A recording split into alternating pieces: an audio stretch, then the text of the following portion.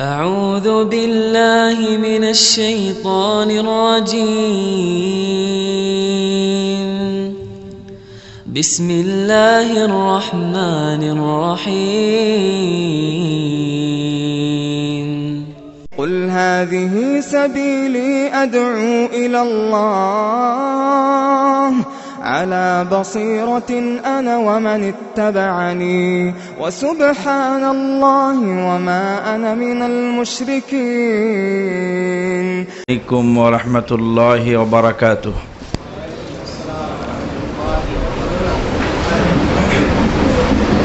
إن الحمد لله وحده والصلاة والسلام على من لا نبي بعده نبينا محمد ومن دعا بدعوته واستنى بسنته وسار على نهجه إلى يوم الدين. أما بعد، فقد أرشد الباري في معظم تنزيله وعظيم خطابه بعد أعوذ بالله من الشيطان الرجيم.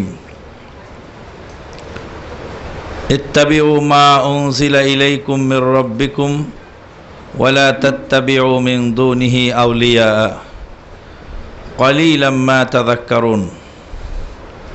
وقال النبي الأمين صلى الله عليه وسلم: من عمل عملا ليس عليه أمرنا فهو رد. رواه مسلم، أو كما قال عليه الصلاة والسلام. ويقول الشاعر: ترجو النجاة ولم تسلك مسالكها إن السفينة لا تجري على يبسي. আল্লাহ পাকের অশেষ মেহেরবানিতে মৌলভীবাজার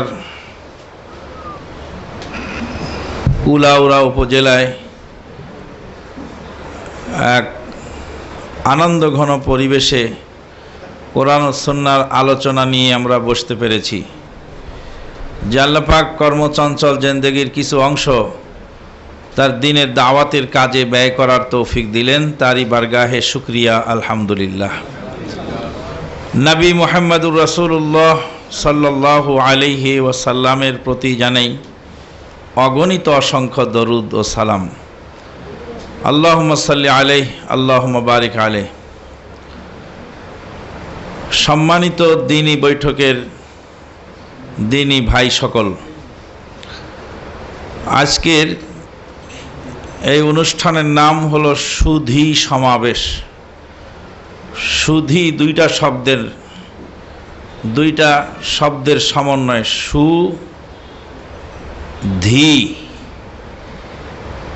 সুধী। সুধী শব্দের অর্থ সুবিজ্ঞ, সুবিবেচক। আল্লাহ রাব্বুল আলামিন জাহেলদের সাথে কোনো কথা বলেননি, সবসময় সুধীদের সাথে কথা বলছেন। আল্লাহ বলছেন ফাতাবিরু ইয়া উলিল আলবাব, ফাতাবিরু ইয়া উলিল আবসার। হে জ্ঞানীগণ, তোমরা দেখো, লক্ষ্য করো। ইন্না ফি যালিকা লাআয়াতাল লিল আলিমিন, এর মধ্যে রয়েছে জ্ঞানীদের জন্য নিদর্শন, বিচক্ষণদের জন্য নিদর্শন। যাদেরকে আল্লাহ বিচক্ষণতা দান করেছেন, জ্ঞান দান করেছেন, তাদেরকেই আল্লাহ অ্যাড্রেস করে কথা বলেছেন। যারা গাফেল, যারা বোঝে না, যারা বোঝার চেষ্টা করে না, তাদেরকে আল্লাহ বলেননি। আল্লাহ রাব্বুল আলামিন সুধীদেরকে সম্ভাষণ করেছেন, সুধীদেরকে আহ্বান করেছেন। আজকের এই সুধী সমাবেশে বর্তমান প্রেক্ষাপটকে কেন্দ্র করে আমরা যা দেখতে পাচ্ছি তা হলো যে সাধারণ মানুষ একটা গোলক ধাঁধার মধ্যে পড়ে আছে। আপনি ব্রাহ্মণবাড়িয়া বিশ্ব রোডে দাঁড়ানো, চারদিকে চারটা রাস্তা চলে গেল। একটা চলে গেল সিলেট মৌলভীবাজারের দিকে, একটা চলে গেল নাসিরনগর ফান্দাউকের দিকে, আর একটা চলে গেল ঢাকা নরসিংদীর দিকে, আর একটা চলে গেল ব্রাহ্মণবাড়িয়া পোড়তলার দিকে। এখন এই চার রাস্তায় দাঁড়ানো, আপনি সিলেটের যাত্রী। এক রাস্তার মোড়ে দাঁড়ালেন, লোকেরা বলল ওই দিকে যান, এটা তো সিলেটের রোড না। আর এক রাস্তার মোড়ে দাঁড়ালেন, লোকেরা বলল ওই দিকে যান, এটা তো সিলেটের রোড না।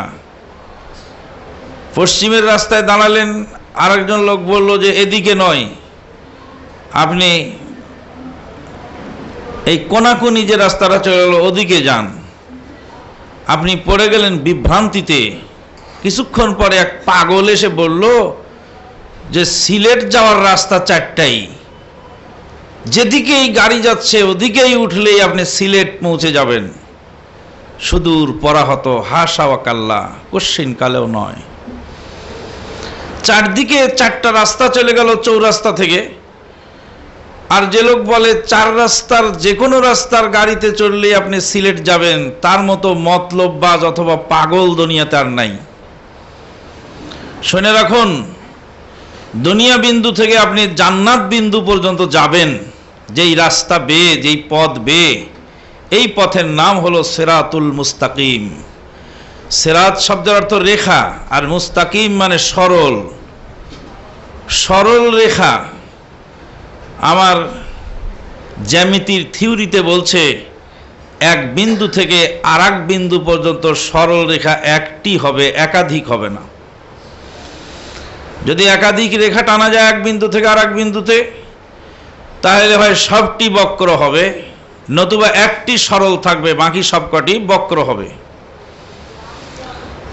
এক বিন্দু থেকে আর এক বিন্দু পর্যন্ত একটি রেখা যেমন সরল হয়, একাধিক সরল রেখা আঁকানো আদৌ সম্ভব নয়। দুনিয়া বিন্দু থেকে জান্নাত পৌঁছতে হলে যেই রেখার মাধ্যমে, যেই সিরাতের মাধ্যমে, যেই পথের মাধ্যমে আপনাকে আমাকে যেতে হবে, সেই পথের নাম হলো সিরাতুল মুস্তাকিম, সরল সোজা পথ। এরই পরে 400 বছর পরে 4টি মাযহাব আবিষ্কার করে 4 মাযহাবের দাবিদাররা বলছে 4 রাস্তার যে কোনো এক রাস্তা জান্নাতের পথে সোজা চলে গেছে, অথচ একটা অপরটার বিপরীতমুখী, একটার সাথে আরেকটা সাংঘর্ষিক রূপ। তাহলে এটা কি করে সম্ভব হয়? ভোলানাথ লিখেছিল 3 4 90, গণিতের মার্কায় কাটা গেল সর্বই। 3 4 12 হয়, মাস্টার তারে কয়, লিখেছিল ঢের বেশি, এই তার গর্বই। আমার দেশের ভোলানাথরা কোনো সময় অঙ্ক কষতে গিয়ে 3 4 13 বানাচ্ছেন, কোনো সময় 3 4 80 বানাচ্ছেন, কেউ বানাচ্ছেন 3 4 70, কেউ বানাচ্ছেন 3 4 90। যার যেমন ইচ্ছা সে তেমন বানাচ্ছেন। কিন্তু পৃথিবীর কোনো দেশে কোনো কালে ম্যাথমেটিক্সের মহাপণ্ডিত এসে কোনোদিন 3 এবং 4কে পূরণ করে 13 বানাতে কিয়ামতের আগ পর্যন্ত পারবে না। কিয়ামতের আগ পর্যন্ত 3 এবং 4কে পূরণ করলে 12ই থাকতে হবে। পৃথিবীর যে দেশেই যান, যখনই যান, কিয়ামতের আগ পর্যন্ত 3কে 4 দিয়ে পূরণ করলে 12ই থাকবে। নবী মুহাম্মদুর রাসূলুল্লাহ সাল্লাল্লাহু আলাইহি সাল্লাম 1400 বছর আগে সেই জ্যামিতি মাটির উপর আঁকিয়ে উম্মতকে শিখিয়ে গেলেন। খাত্তালানা রাসূলুল্লাহ সাল্লাল্লাহু আলাইহি সাল্লাম খাত্তা, রাসূলুল্লাহ সাল্লাল্লাহু আলাইহি সাল্লাম একটি সরল রেখা টানলেন। ওয়া খুতুতান আন ইয়ামিনিহি ওয়া খুতুতান আন শিমালিহি, এই সরল রেখার ডানে বামে কতগুলি আরো বক্র রেখা টানলেন, এবং এই সরল রেখার সামনে ইশারা করে বললেন, ওয়া আন্না হাযা সিরাতি মুস্তাকিমা ফাত্তাবিউহু ওয়া লা তাত্তাবিউস সুবুলা ফাতাফাররাকা বিকুম আন সাবিলিহি। শুনে রাখো হে উম্মত, এটাই হলো আমার সিরাতে মুস্তাকিম, এটাই হলো সরল সোজা সঠিক পথ, এটারই অনুসরণ করো। ডানে বামের অসংখ্য বক্র পথের অনুসরণ করো না, তাহলে তোমরা বিভ্রান্তিতে পড়ে যাবে। এই অভ্রান্ত সত্যের উৎস মহাগ্রন্থ আল কোরআনের অনুসরণ করার জন্য আল্লাহ পাক বললেন, ইত্তাবিউ মা উনজিলা ইলাইকুম মির রাব্বিকুম ওয়া লা তাত্তাবিউ মিন দুনিহি আউলিয়া। তোমাদের রবের পক্ষ থেকে যা নাজিল হয়েছে তারই অনুসরণ করো। দুনিয়ার কোনো ওলি আউলিয়া, দুনিয়ার কোনো অভিভাবক বন্ধু কারো অনুসরণ করো না। ওয়ালি শব্দের বহু বচন হলো আউলিয়া। আল্লাহ পাক এই আয়াতে বলছেন, ওয়ালা তাত্তাবিউ, অনুসরণ করো না, মিন দুনিহি, ওহির বিধান ছাড়া, আউলিয়া, অন্য কোন ওলিয়া উলিয়ার। 1986 সালের জরিপে 2,98,000 পীর এদেশে পাওয়া গেল। কালকে আমরা রাতের বেলায় কুমিল্লা ক্যান্টনমেন্ট থেকে ব্রাহ্মণবাড়িয়া পৌঁছার পথে কসবা থানার এক বাস স্ট্যান্ডে দেখে আসলাম 3 লাখ পীর। বাস স্ট্যান্ডের নাম হলো 3 লাখ পীর। 3 লাখ পীর এক স্ট্যান্ডেই মজুদ। পীর যে কত আছে, তাদের মতবাদ যে কত, তাদের ওজিফাতে কত ধরনের, এমনকি তাদের পোশাকের ডিজাইন পর্যন্ত ভিন্ন, তাদের আমল আখলাকের আকীদা বিশ্বাসের বিষয়টি ভিন্ন। এই ভিন্নতা যে দেখা দিয়েছে, এই ভিন্নতার কারণে আজকে মানুষ গোলক ধাঁধায় পড়ে আছে। আমি যখন এসে কোরআন সুন্নাহর দাওয়াত দিচ্ছি, তখন লোকেরা অনেকে না বুঝে মনে মনে ভাবছেন যে এটা আর একটা পঞ্চম দল। 4টা মাযহাব তো হলো, আপনি যখন আবার আহলে হাদিস বললেন তো আর একটা বাড়লো। আপনি জানেন কানের মধ্যে যখন পানি ঢোকে তখন পানি দিয়ে পানি বের করতে হয়, পানি ছাড়া কিন্তু পানি বের হয় না। কানের মধ্যে পানি ঢুকে গেছে, তো ওই পানি দিয়ে পানি বের করতে হবে।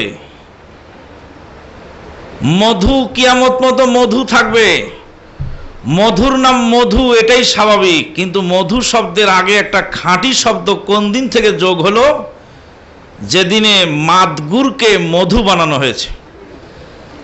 মাদগুর যেদিন মধুর আসনে বসলো, তো এই মাদগুরের মধু আর অরিজিনাল মধুকে পার্থক্য করার জন্য একটা খাঁটি শব্দ যোগ করতে হয়েছে।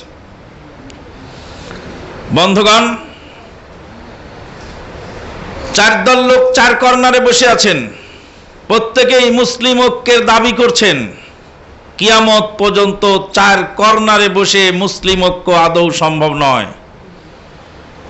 কিয়ামত পর্যন্ত এক মাযহাবের লোক আর এক মাযহাবের ইমামকে বরদাস্ত করতে পারবে না।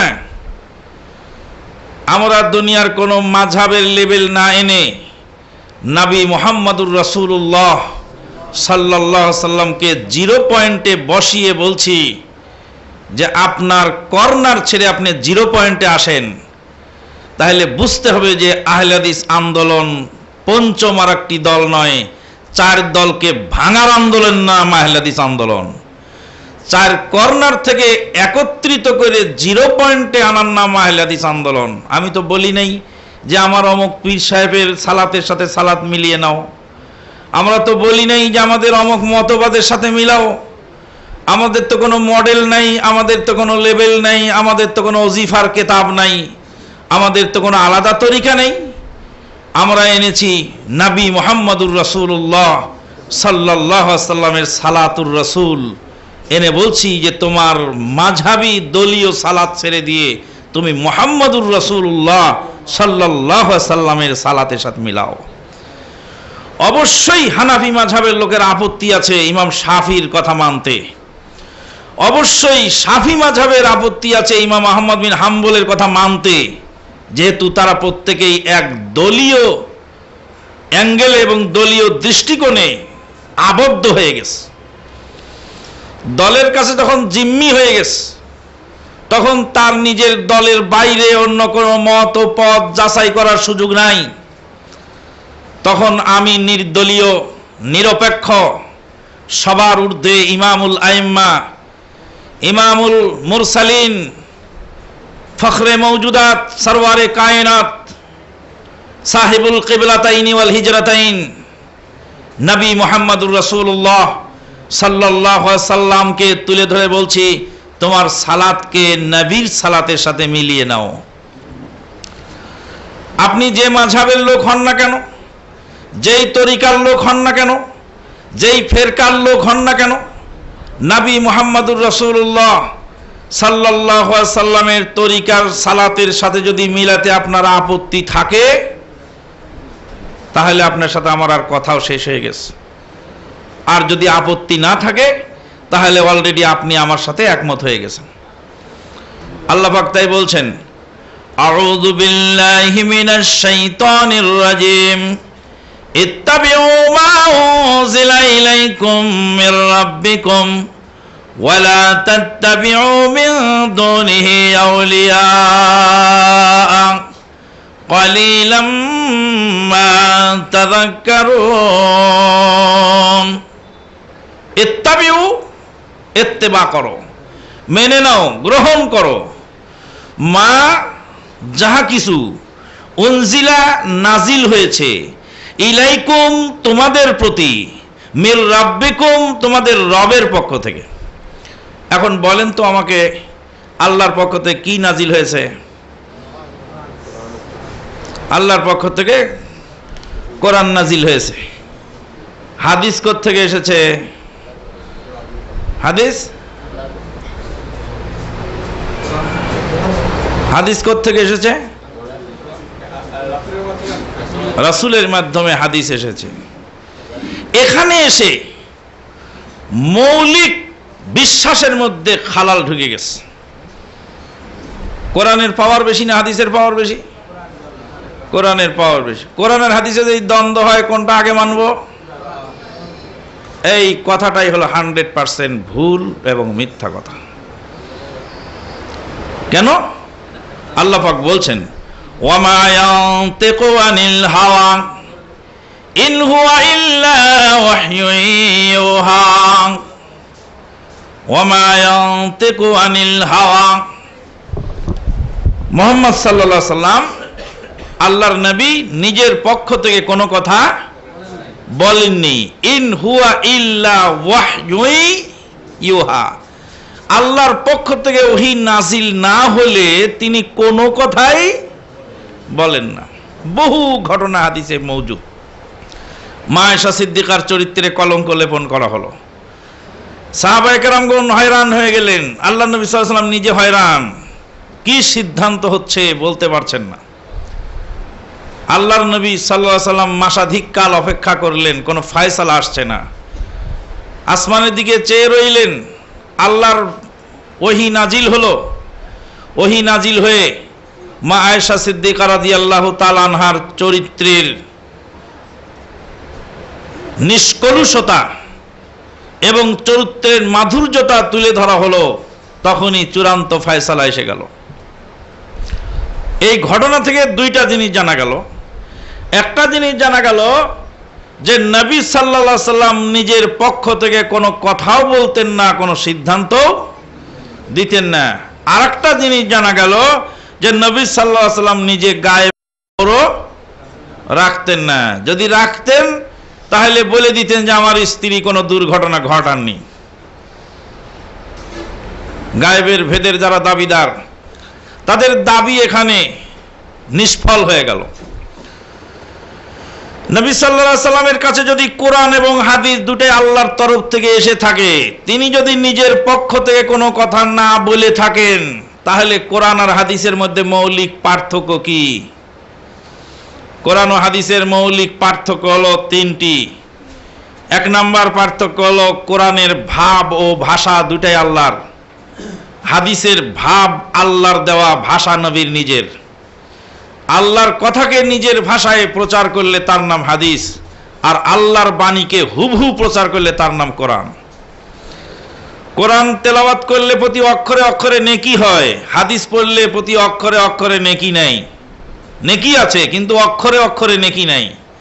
কোরআন তেলাওয়াত করে সালাত আদায় করা যায়, কিন্তু পুরা বুখারী যদি 2 রাকাত সালাতে খতম করে দেওয়া যায় তবুও সালাত হবে না। কিন্তু বিধান প্রয়োগের ক্ষেত্রে দুইটার পাওয়ার সমান, যেহেতু দুটাই আল্লাহর তরফ থেকে এসেছে, নবী সাল্লাল্লাহু আলাইহি ওয়াসাল্লাম বাহক মাত্র। দুটাই আল্লাহর তরফ থেকে এসেছে, নবী সাল্লাল্লাহু আলাইহি ওয়াসাল্লামের নিজের পক্ষ থেকে কোনো কথা বলা হয়নি। এই মিথ্যা মূলনীতিকে সামনে রেখে অনেক কিছুকে কাটছাঁট করা হচ্ছে। যখনই বলা হচ্ছে যে বুখারীর হাদিস সূরা ফাতিহা ছাড়া সালাত হয় না, তখনই চট করে একজন বলছেন আল্লাহ যে বলেছেন যে যখন কোরআন তেলাওয়াত করা হয় তখন চুপ থাকো। তাহলে আল্লাহ তো বলেছেন কোরআন তেলাওয়াত করা হয় তখন চুপ থাকো, ওয়াইদা কুলিয়াল কুরআনু ফাসতামিউ লাহু ওয়া আনসিতু। আল্লাহ বলছেন চুপ থাকতে, আর নবী সাল্লাল্লাহু আলাইহি ওয়াসাল্লাম বলছেন পড়তে। কোরআন আর হাদিসের দ্বন্দ্ব লেগে গেছে, অতএব কোরআনকে প্রাধান্য দিতে হবে। এবার মিথ্যা মূলনীতির উপরে, ভুল মূলনীতির উপরে আর এক ভুল মাসলা সাব্যস্ত হচ্ছে। কোরআন এবং হাদিসের যে দ্বন্দ্ব হবে, এই কথাটা বলা তো চরম অন্যায়। কারণ কোরআনের উৎস যদি আল্লাহ হয়ে থাকেন, হাদিসের উৎস যদি আল্লাহ হয়ে থাকেন, অবশ্যই হতে হবে, যেহেতু আমা ইয়ান্তিকু আনিল হাওয়া। তো দুইটার উৎস যদি এক জায়গা থেকে হয়, দ্বন্দ্ব হলো কেন? যে নবী সাল্লাল্লাহু আলাইহি সাল্লামের উপর আয়াত নাজিল হয়ে নিষেধ করা হলো কোরআন তেলাওয়াতের সময় কথা বলা যাবে না, সে নবী সাল্লাল্লাহু আলাইহি সাল্লাম আবার বললেন কেন সূরা ফাতিহা ছাড়া সালাত হবে না? এই কথাই থিওরিতে দুইটা ভুলের জন্ম দিচ্ছে। আরো হয় নবী সাল্লাল্লাহু আলাইহি সাল্লাম আয়াত ভালো করে বুঝতে পারেন নাই, নাউযুবিল্লাহ মিন যালিক। আয়াতে যে নিষেধ করা হলো 1400 বছর পরে এসে আমি বুঝলাম, কিন্তু আল্লাহ নবী সাল্লাল্লাহু আলাইহি সাল্লাম বোঝেন নাই। অথবা নবী সাল্লাল্লাহু আলাইহি সাল্লাম বুঝেছেন, কিন্তু আল্লাহর কথার উনি তোয়াক্কা করেন নাই, নাউযুবিল্লাহ মিন যালিক। এই কথা বললে আরো দুইটা ভুল এখানে জন্ম হচ্ছে। তাহলে আয়াতের মানে কি আর হাদিসের মানে কি? এখানে তিনটা বিষয় আমাকে জানতে হবে।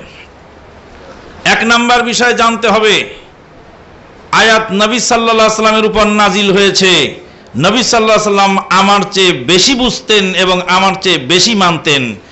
আয়াতের সাথে যদি হাদিস সাংঘর্ষিক হবে, তাহলে এই হাদিস আল্লাহ নবী সাল্লাল্লাহু আলাইহি সাল্লাম বলতেন না। দুই নাম্বার হলো, আয়াতে দুইটি জিনিস বলা হয়েছে, দুইটি নির্দেশ দেওয়া হয়েছে। ওয়াইদা কুরিয়াল কুরআনু, যখন কোরআন তেলাওয়াত করা হয়, ফাস্তামিউ লাহু, মনোযোগ দিয়ে শোনো, ওয়া আনসিতু, চুপ থাকো। মনোযোগ দিয়ে শোনো আর চুপ থাকো যখন কোরআন তেলাওয়াত হয়।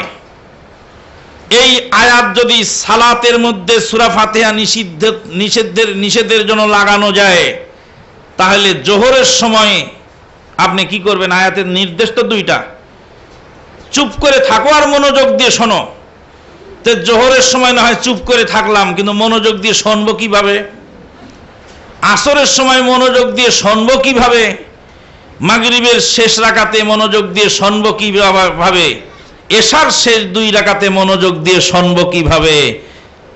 17 রাকাত ফরজের মধ্যে মাত্র 6 রাকাতে চুপ থাকা এবং মনোযোগ দিয়ে শোনা সম্ভব, আর বাকি 11 রাকাতে চুপ থাকা এবং মনোযোগ দিয়ে শোনা একত্রে সম্ভব নয়।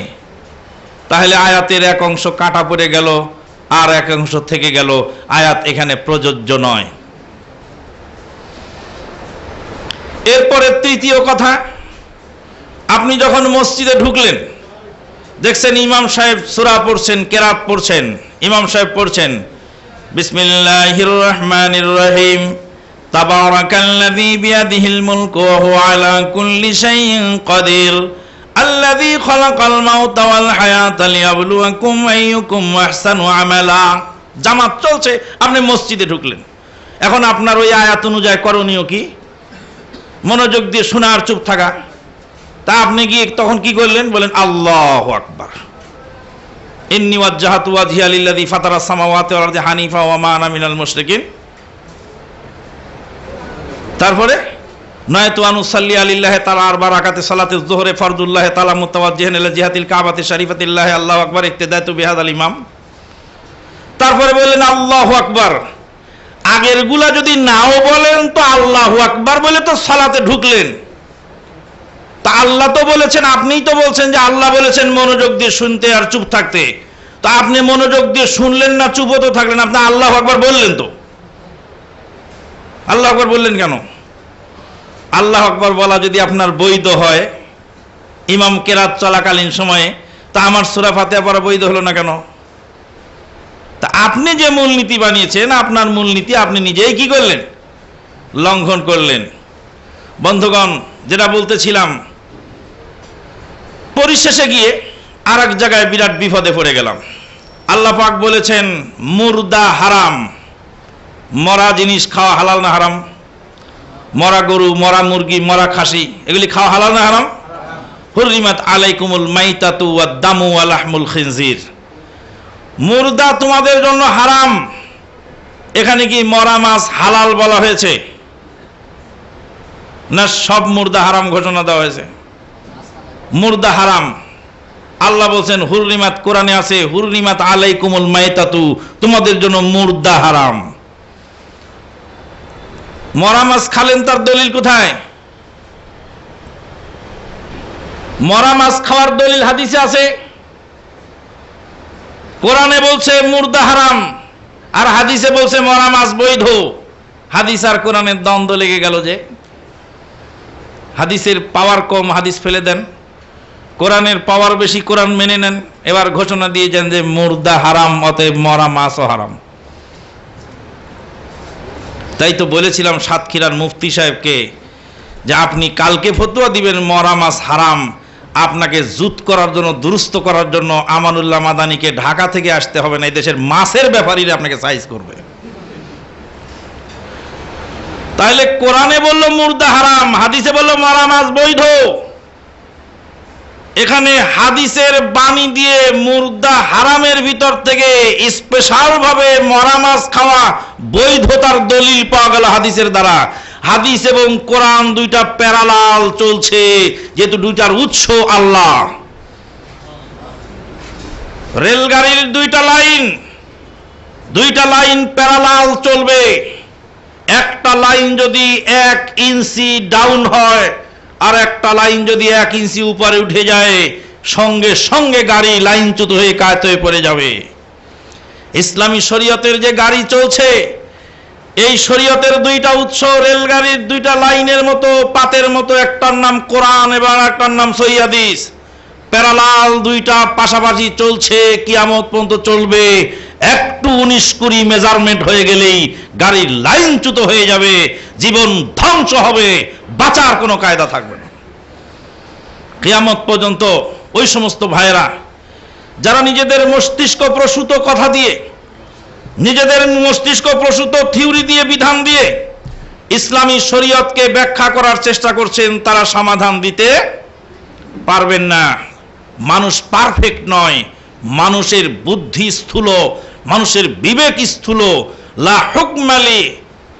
লা হুকমালি আকলিন ফি হুসনিল আশিয়া ইয়াকুবহা।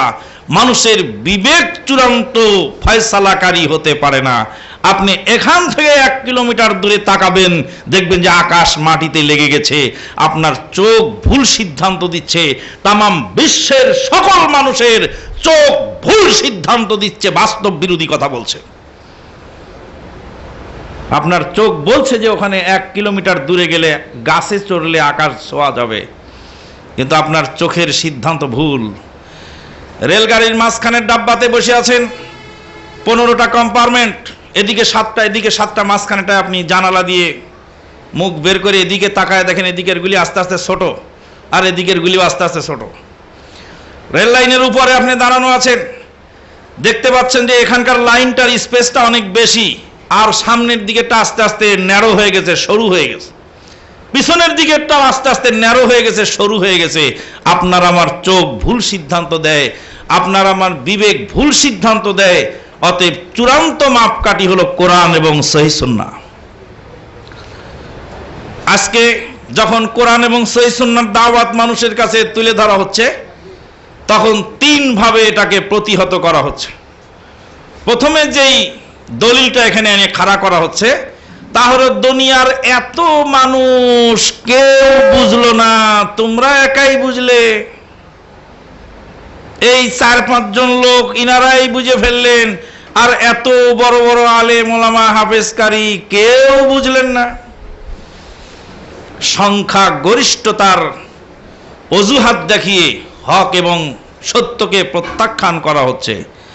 আল্লাহ পাক বলছেন, ওয়াইন তুতি আকসারা মান ফিল আরদ ইউযিল্লুকা আন সাবিলিল্লাহ। হে নবী, অধিকাংশ মানুষের কথা যদি আপনি মেনে চলেন, তাহলে আপনাকে পথ ভ্রষ্ট করে ফেলবে। অধিকাংশ মানুষ কি করলো সেটা আমার দেখার বিষয় নয়, দলিলে কি আছে ওটা আমার দেখার বিষয়। ইউসুফ আলাইহিস সালামের 10 ভাই মিলে ইউসুফ আলাইহিস সালামকে মেরে কুয়ায় ফেলে দিয়েছিল। 10 জন মিথ্যা সাক্ষী দিয়ে এবং মিথ্যা কথা বলে এবং মিথ্যা চোখের পানি ঝরিয়ে বলেছিল ইউসুফ আলাইহিস সালামকে বাঘে খেয়েছে। 10 জনের সাক্ষীও মিথ্যা, 10 জনের কথাও মিথ্যা এবং 10 জনের চোখের পানিও মিথ্যা। আল্লাহর কোরআন তার সাক্ষী। 10 জন বললেই সেটা সঠিক হতে পারে না। হক এবং বাতিলের মাপকাঠি সংখ্যা গরিষ্ঠতায় হয় না। দুনিয়াতে কিয়ামত পর্যন্ত হকপন্থী লোক সংখ্যায় কম থাকবে। নবী সাল্লাল্লাহু আলাইহি সাল্লামের জামানায় হকপন্থী লোক কম ছিল, কিয়ামত পর্যন্ত হকপন্থী লোক কমই থাকবে, কোনোদিন সংখ্যা গরিষ্ঠতা তারা পাবে না। 2 নম্বর দলিল, এতকাল চললো, বাপদাদা 14 পুরুষ চালিয়ে আসলেন, এতদিন শুনলাম না, আজকে আবার শুনবো কেন? আপনি এতদিন শোনেন নেই তো আজকে শুনবেন না, তো আপনার এখানে আসাও তো যা উচিত হয়নি। বাপদাদা বহুত কিছু করেছিলেন, আপনি কেন সেগুলি ছেড়ে দিয়েছেন? যে লোক এ কথা বলছেন তার পিতা ছিলেন মূর্খ মানুষ, অথচ তিনি ইঞ্জিনিয়ারিং পাশ করে তিনি বড় ডিগ্রিধারী হয়ে বিরাট বড় চাকরি করছেন, তখন বলেননি যে আমার বাপ মূর্খ ছিলেন, আমি লেখাপড়া শিখবো কেন?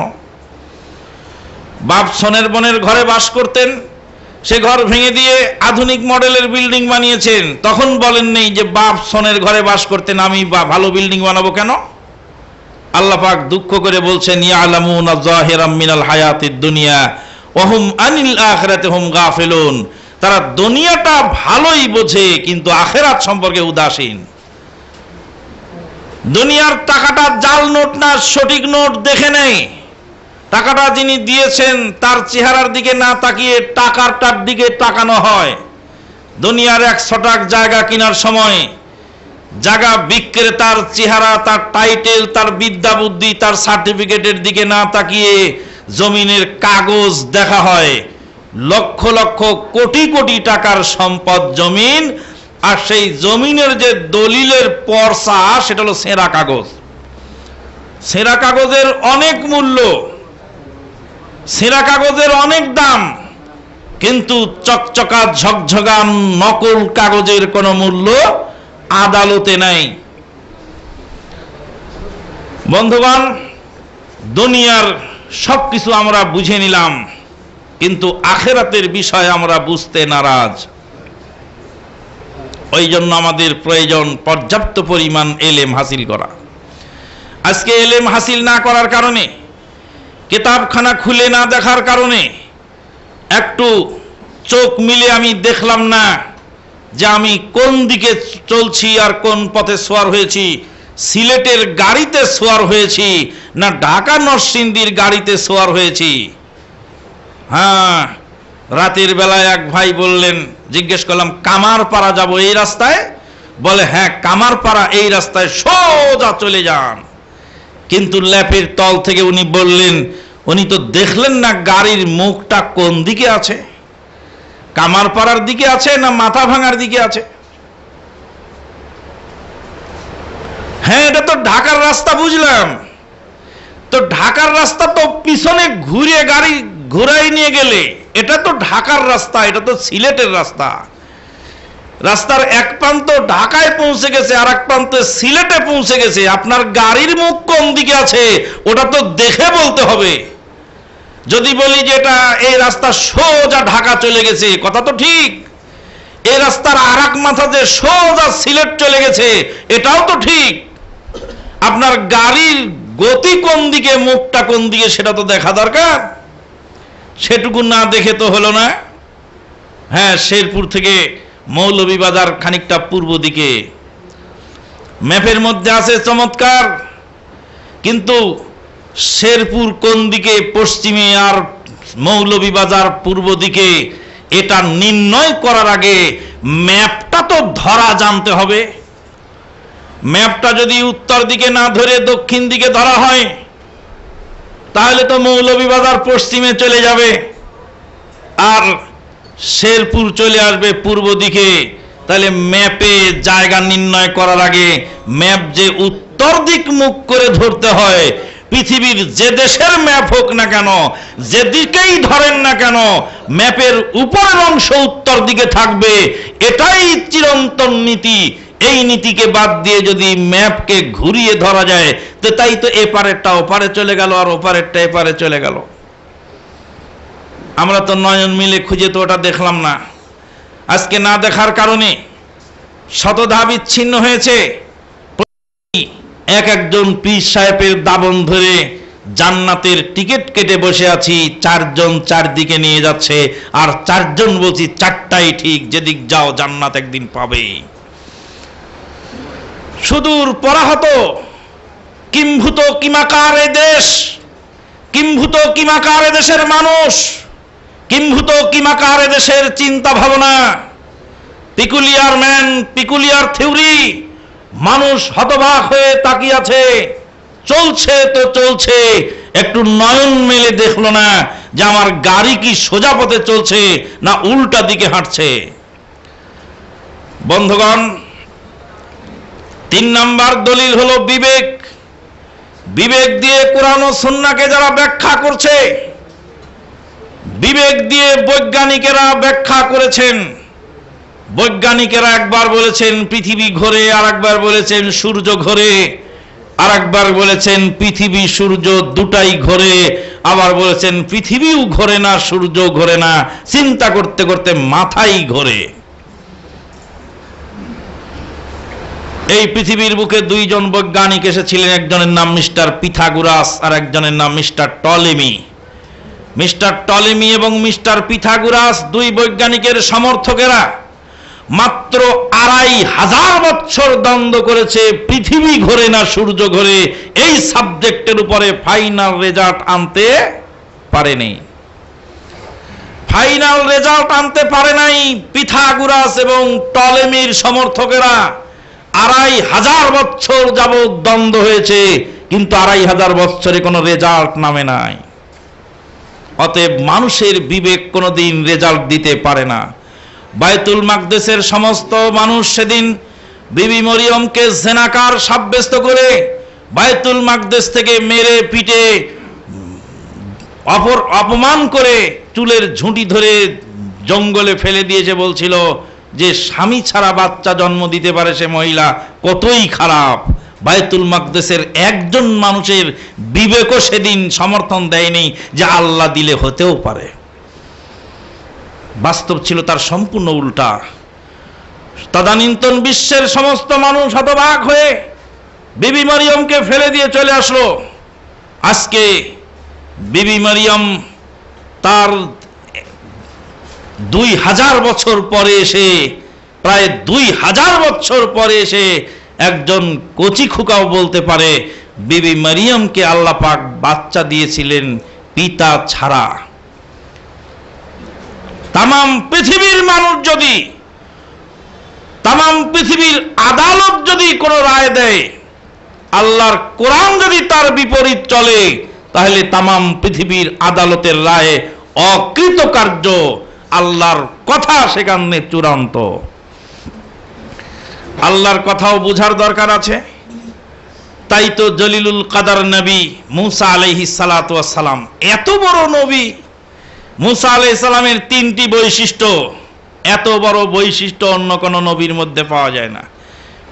প্রধান বৈশিষ্ট্য, তিনি আল্লাহর সঙ্গে সরাসরি কথা বলেছেন, হট কানেকশন। মুসা আলাইহিস সালাতু ওয়াস সালাম আল্লাহর সঙ্গে তুর পাহাড়ে দাঁড়িয়ে সরাসরি কথা বলেছেন, মাঝখানে কোনো নবীর মিডিয়া ছিল না।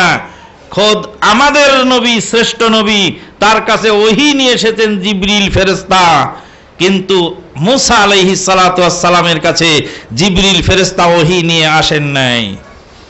আল্লাহ পাক তাকে তুর পাহাড়ে ডেকে নিয়ে আল্লাহ কথা বলেছেন ডাইরেক্ট। ওয়া কাল্লামাল্লাহু মুসা তাকলিমা। এই মুসা আলাইহিস সালাম মেরাজের রাত্রিতে আমাদের নবীকে পরামর্শ দিলেন, আপনার উম্মত 50 ওয়াক্ত সালাত আদায় করতে পারবে না। মুসা আলাইহিস সালাতু ওয়াস সালাম শ্রেষ্ঠ নবীর অ্যাডভাইজার, শ্রেষ্ঠ নবীর উপদেষ্টা, শ্রেষ্ঠ নবীর পরামর্শদাতা। বুখারীর এই হাদিস থেকে প্রমাণিত হলো, শ্রেষ্ঠ ব্যক্তিকে তুলনামূলকভাবে নিম্ন স্তরের ব্যক্তি পরামর্শ দেওয়ার অধিকার রাখে। আখিরি জামানার পয়গম্বর, শ্রেষ্ঠ নবীকে মুসা আলাইহিস সালাম বলছেন, আপনার উম্মত 50 ওয়াক্ত সালাত আদায় করতে পারবে না, আল্লাহর কাছে গিয়ে কুমানোর ব্যবস্থা করুন। হাদিস থেকে বোঝা গেল পীর সাহেবকেও তার মুরিদ পরামর্শ দেওয়ার অধিকার রাখে, সহকারী তার বসকে পরামর্শ দেওয়ার অধিকার রাখেন, ছাত্র তার শিক্ষককে পরামর্শ দেওয়ার অধিকার রাখেন, সন্তান তার পিতাকে পরামর্শ দেওয়ার অধিকার রাখেন। দাউদ আলাইহিস সালাম বিচার ফয়সালা করে দিলেন, সুলাইমান আলাইহিস সালাম বিচার সংশোধন করলেন, করেননি? সুলাইমান আলাইহিস সালাম সংশোধন করলেন, বেটা হয়ে বাপের বিচার সংশোধন করলেন, বলেন আব্বা আমি বিচারটা আবার করি। দাউদ আলাইহিস সালাম রানিং নবী, আর সুলাইমান আলাইহিস সালাতু ওয়াস সালাম তখনও নবুয়ত পাননি, ভবিষ্যৎ নবী।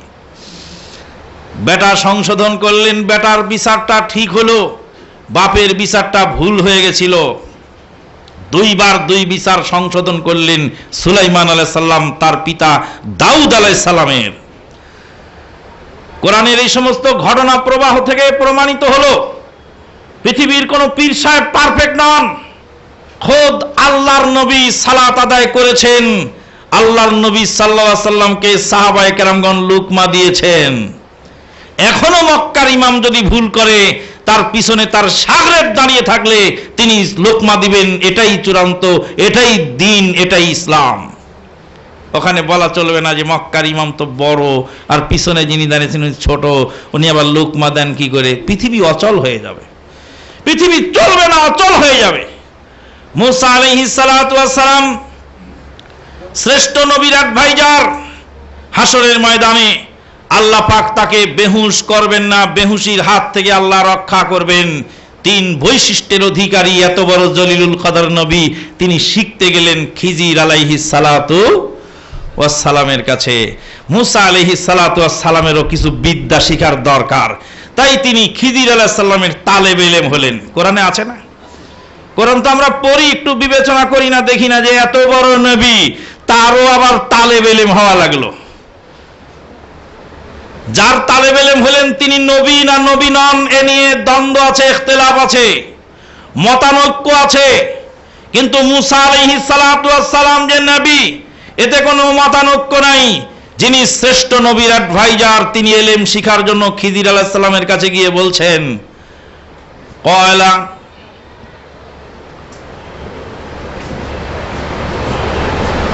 মুসা আলাইহিস সালাম বললেন, আমি তোমার তালেবে ইলম হতে চাই, আমাকে একটু সুযোগ দেন, আমি আপনার সাথে তালেবে ইলম হতে চাই।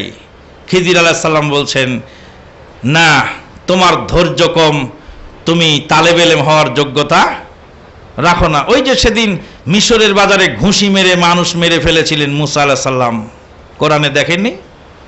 মুসা আলাইহিস সালাম দেখলেন মিশরের বাজারে কোনো জালেম খড়ি কিনে নিল, জালেমের জুলুমের প্রতিহত করতে গিয়ে মারলেন এক ঘুষিতেই লোকটা মরে গেল।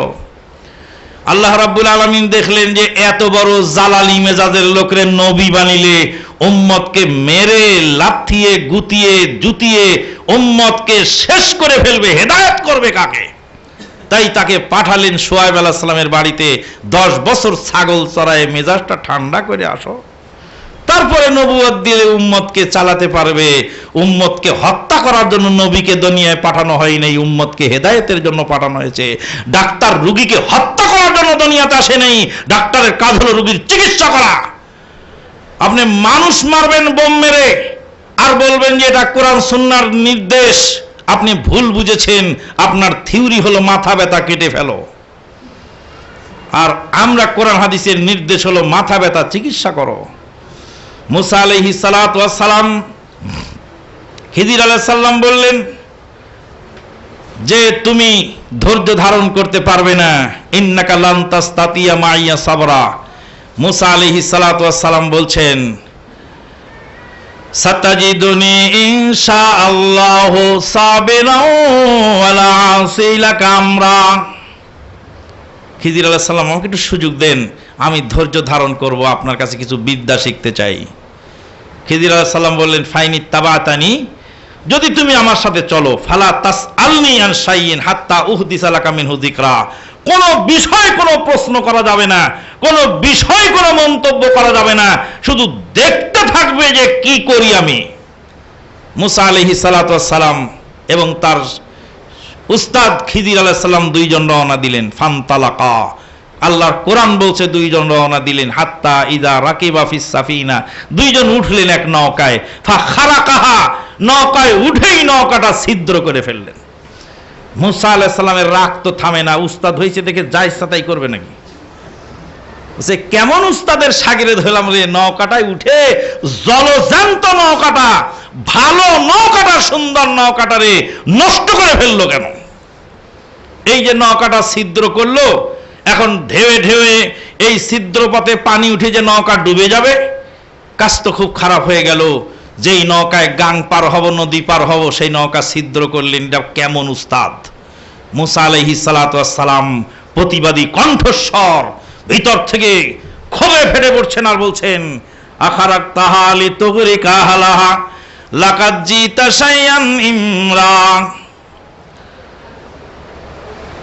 নৌকাটা ছিদ্র করলেন কেন? একে ডুবানোর জন্য, এখন তো ডুবে যাবে।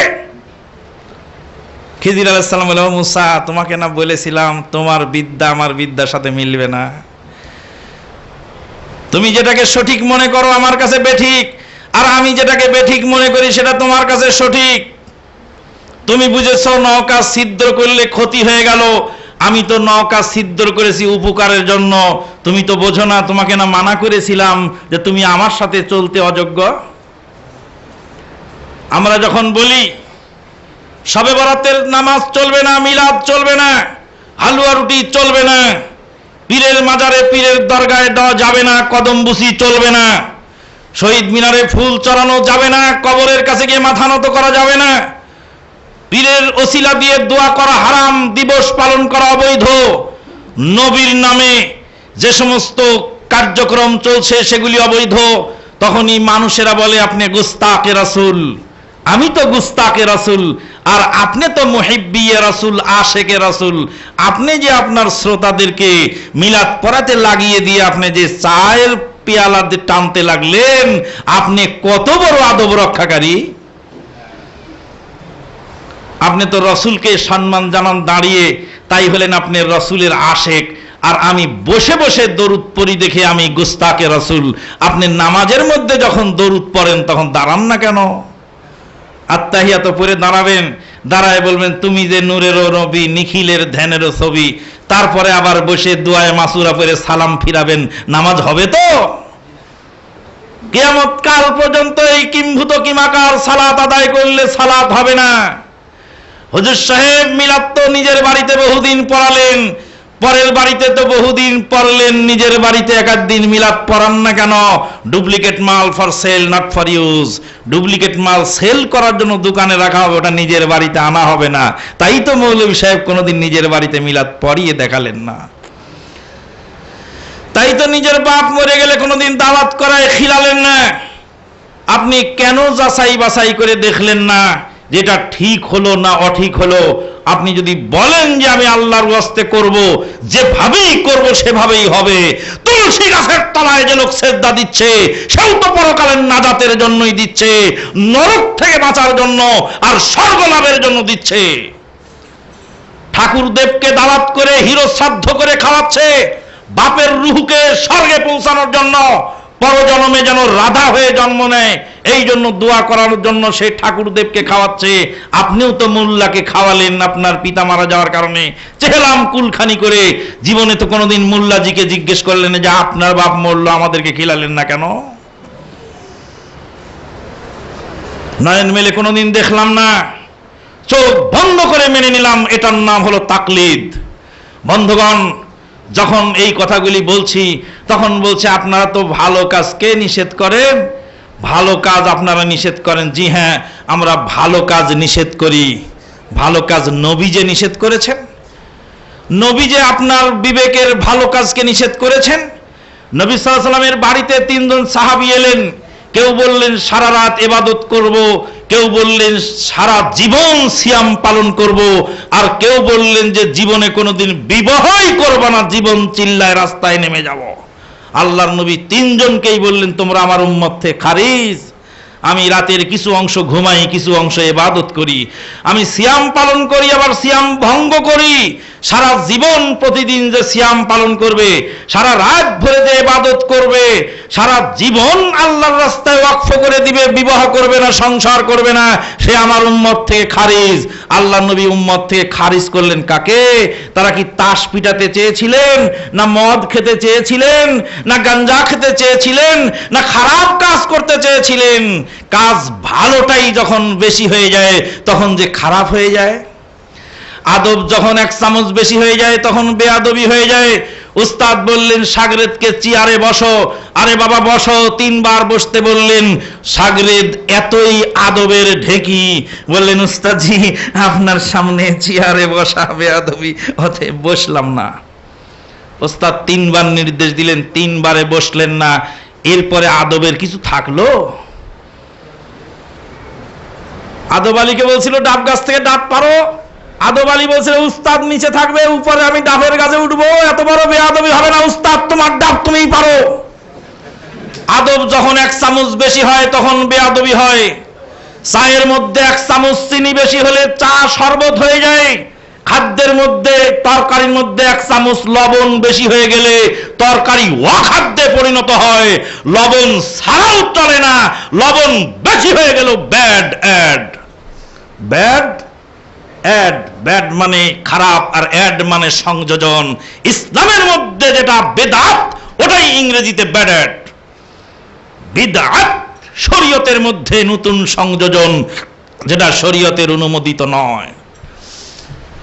তাহলে একটু বেশি করলে ক্ষতিটা কি? ক্ষতিটা তো ওই জায়গায় যে আপনাকে মার্জিন দেওয়া হয়েছে, 1 দানা বেশিও করার অধিকার নাই, 1 দানা কমও করার অধিকার নাই। এটাই চূড়ান্ত, এটাই শরীয়ত। ইসলামী শরীয়তের ইবাদত কি মুরগি রান্না করা, যে আপনার ইচ্ছা মতো লবণ তেল দিয়ে আপনি ভুনা করে খাবেন, আপনার ইচ্ছা মতো ঝালের পরিমাণ দেবেন? ইসলামী শরীয়তের ইবাদত 3 রাকাত মাগরিবের ফরজ, মুসাফিরের জন্য ফরজ, মুকিমের জন্য ফরজ, অসুস্থের জন্য 3 রাকাত, সুস্থ ব্যক্তির জন্য 3 রাকাত।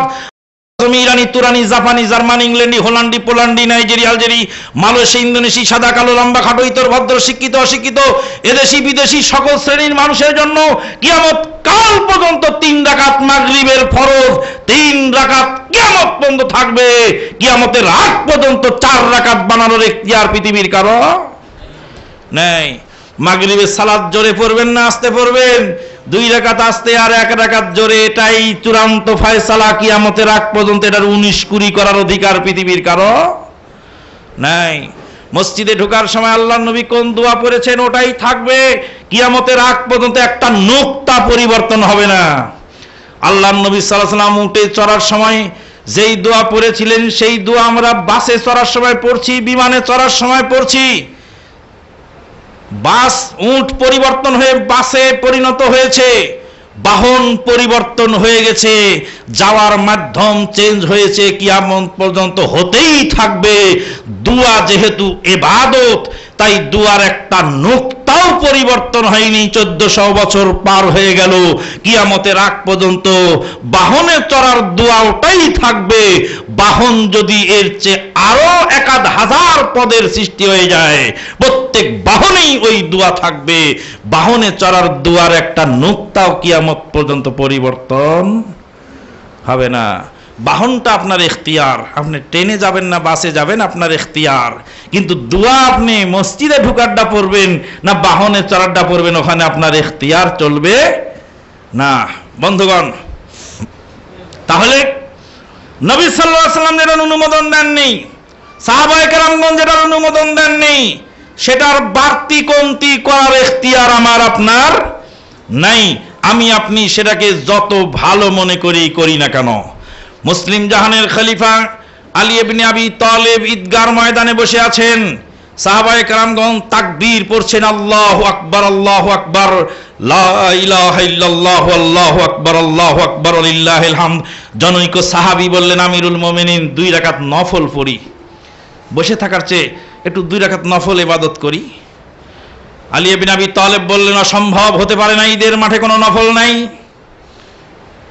বসে 2 রাকাত নফল ইবাদত করব, আপনি বাধা দিচ্ছেন কেন? আলী ইবনে আবি তালেব বললেন, তোমার চেয়ে যিনি বেশি বুঝতেন আর তোমার চেয়ে যিনি বেশি পরহেজগার ছিলেন, তিনি ঈদগার ময়দানে সারা জীবন বসে বসে তাকবীর পড়েছেন, ঈদের সালাতের আগে কোনো নফল পড়েন নেই, অতএব তোমাকেও আমি নফল পড়ার অনুমতি দিলাম না। মুহাম্মদুর রাসূলুল্লাহ সাল্লাল্লাহু আলাইহি ওয়াসাল্লাম ইসলাম কমপ্লিট করে গেছেন। ইসলামকে পূর্ণতা দান করার পরে তিনি দুনিয়া থেকে বিদায় হয়েছেন। ওহী যেদিন শেষ হয়েছে নাজিল, সেই দিন আল্লাহ পাক তাকে উঠিয়ে নিয়েছেন দুনিয়া থেকে। কিয়ামতের আগ পর্যন্ত জিবরিল আমিন আর ওহী নিয়ে আসবেন না। 400 বছর পরে 4 মাযহাবকে ফরজকে বলল, 4 ফরজের 1 ফরজ তো আপনি মানলেন, আর 3 ফরজ গেল কোথায়? একজন লোক ট্রেনের মধ্যে বই বিক্রি করে, ভাইজান আমার এই বইয়ের মধ্যে পাবেন দরুদে মাপ, দরুদে মাহি, দরুদে লাখি, দরুদে হাজারি, দরুদে নারিয়া, দরুদে নুরিয়া, দরুদে তুনাজ্জিনা, নাদে আলী সেহেল কাব, আরো পাবেন 9 টন, আরো পাবেন 130 ফরজ। 10 টাকার বইয়ের মধ্যে দুনিয়ার সবকিছুই আছে। আমি বললাম, ও খোকা, এটা কি এ বছরের ফরজ না গত বছরের ফরজ? হ্যাঁ, বছরে বছরে ফরজ আবার কম বেশ হয় নাকি? কেন রে বাবা, গতবার যে 30টা রোজা গেল, এবার যে 29টা গেল, তো একটা কম বেশ হয় নাই? আরে গত বছরে 30 রোজা ফরজ ছিল, এবার 29 রোজা ফরজ।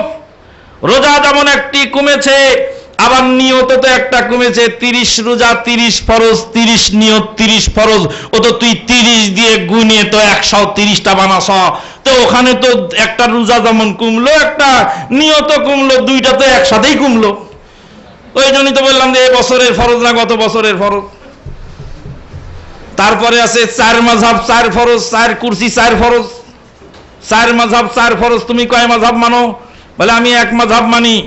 তো 4 মাযহাব 4 ফরজ, তুমি 1 মাযহাব মানো, আর 3 ফরজের খবর লও, তারপরে কথা বলো। বলছে 4 মাযহাব 4 ফরজ একটা মানলেই চলে, আর 3টা বিশ্বাস করলেই চলে। কালকে থেকে আসরের নামাজ 4 রাকাত, 1 রাকাত পড়বে, আর 3 রাকাত বিশ্বাস করে সালাম ফিরাই দিও। তা আবার কেমন করে হয়? কে ফরজ করলো এই জিনিস? কে আবিষ্কার করলো ইসলামের মধ্যে? ইসলাম কমপ্লিট করে দিয়ে নবী মুহাম্মদ রাসূলুল্লাহ দুনিয়া থেকে বিদায় হয়ে গেলেন। কিয়ামত কাল পর্যন্ত ইসলামের এই কমপ্লিট ইসলামের মধ্যে 1 বিন্দু ঢুকবেও না, 1 বিন্দু বেরও হবে না। এমন কোন অন্যায় কাজ নাই যেখান থেকে উম্মতকে নবী সাল্লাল্লাহু আলাইহি ওয়াসাল্লাম সতর্ক জানান নাই। এমন কোন ভালো কাজ নাই তা উম্মতকে তিনি শিখিয়ে যান নাই। নবী মুহাম্মদুর রাসূলুল্লাহ সাল্লাল্লাহু আলাইহি সাল্লামের তিরোধানের পরে যদি আমি আপনি কোন কাজকে ভালো বলি, তাহলে বুঝতে হবে মুহাম্মদুর রাসূলুল্লাহ সাল্লাল্লাহু আলাইহি সাল্লামের চেয়ে আমরা বেশি বুদ্ধিমান এবং বেশি পরহেজগার। বন্ধুগণ, মুসা আলাইহিস সালাতু ওয়াস সালাম রওনা দিলেন। খিজির আলাইহিস সালাম নৌকা ছিদ্র করলেন। মুসা আলাইহিস সালাতু ওয়াস সালাম বললেন, সরি উস্তাদজি, সরি, আমি দুঃখিত, আমাকে এবার ছেড়ে দেন, আমি আর বলবো না। কিছু দূর যাওয়ার পরে একটা বালককে দেখতে পেল। বালককে 1 কোপে 2 টুকরা করে ফেললো। মুসা আলাইহিস সালামের রাগ তো আর থামে না। সর্বনাশ, কেমন দুর্ধর্ষ উস্তাদের পিছনে সাগরে ধরলাম। জলজ্যান্ত জীবিত ফুটফুটে বাচ্চাটাকে 1 কোপে হত্যা করে ফেললো। কোরআনে আছে তো কথাগুলি নাকি? কোরআনের আয়াত পড়ে পড়ে তরজমা করতে গেলে অনেক দেরি লাগবে, ডাইরেক্ট বলে যাচ্ছি। কোরআনে আপনারা পড়েছেন সূরা কাহাফের মধ্যে। মুসা আলাইহিস সালাম এবার বলছেন, উস্তাদজি, ক্বালা কাতালতা নাফসান যাকিয়াতাম বিগাইরি নাফস লাকাদ জিতা শাইআন নুকরা। উস্তাদজি, ফুটফুটে বাচ্চাটাকে, নিরপরাধ নিষ্পাপ বাচ্চাটাকে হত্যা করলেন, আপনি জঘন্য অন্যায় করেছেন। খিজির আলাইহিস সালাম বলে, ও মুসা, তোমার বিদ্যা আমার সাথে বনে না গো। তুমি যেটাকে বৈধ মনে করো, ভালো মনে করো, আমি ওটাকে খারাপ মনে করি। হ্যাঁ, আপনারা পীরের দরগায় টাকা দিয়ে মনে করেন নেকি করলাম। আল্লাহ বলেন যে ওরা বোঝে না, ওরা নিজেদের আমলকে ধ্বংস করেছে। কুল হাল নুনাব্বিউকুম বিল আখসারিনা আমালা আল্লাযীনা দাল্লা সাইয়ুহুম ফিল হায়াতিদ দুনিয়া ওয়া হুম ইয়াহসাবুনা আন্নাহুম ইহসিনুনা সুনআ। তারা মনে করে আমরা খুব ভালো কাজ করলাম। মুসা আলাইহিস সালাতু ওয়াস সালাম বললেন, উস্তাদজি আমি সরি, আমি ভুল করে ফেলেছি, আর বলবো না। বলছে, তুমি আর একবার কথা বললে তোমার সাথে আমার বিচ্ছেদ হয়ে যাবে। আবার রওনা দিলেন। যাওয়ার পরে এক গ্রামের মানুষের কাছে কিছু খাবার চাইলেন, ওরা খাবার দিল না। ওদের এলাকার একটা ওয়াল ছিল, সেই ওয়ালটাকে উনি ধরে সোজা করে দিলেন। মুসা আলাইহিস সালাম বলে, ওরা খেতে দিল না তো মাংনা ওদের কাজ আপনি করলেন কেন? কিছু পয়সা নিলেই তো হতো। মুসা আলাইহিস সালাতু ওয়াস সালামকে খিজির আলাইহিস সালাম বললেন, মুসা এখন থেকে তোমার আর আমার বিচ্ছেদ, তুমি আর আমার তালেবে ইলম হওয়ার যোগ্যতাও রাখলে না। ওয়া আম্মাস সাফিনাতু ফাকানা লিমাসাকিন ইয়ামালুনা ফিল বাহার। এবার শোনো হে মুসা, ওই নৌকা ছিদ্র করেছিলাম, নৌকাটাকে ডুবানোর জন্য নয়, নৌকাটা জালেম বাদশার হাত থেকে বাঁচানোর জন্য নৌকাটাকে ছিদ্র করেছিলাম। ওই নৌকা হলো মিসকিনদের নৌকা, গরিব দুঃখী মানুষের নৌকা। জালেম বাদশাহ ভালো নৌকা পেলে নিয়ে যাবে, এই নৌকাটা যদি অক্ষত থাকে তাহলে জালেম বাদশাহ নিকুইজেশন করবে।